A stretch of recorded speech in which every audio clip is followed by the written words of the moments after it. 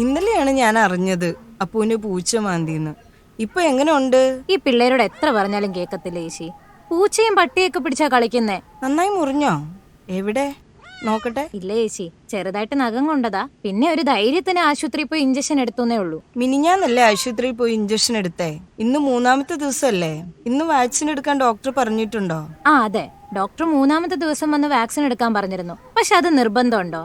ഇപ്പൊ അപ്പുവിന്റെ കാലിൽ മുറിവ് ഉണങ്ങിയല്ലോ. റാബിസ് പ്രതിരോധ വാക്സിൻ ഡോക്ടറുടെ നിർദ്ദേശപ്രകാരമാണ് എടുക്കേണ്ടത്.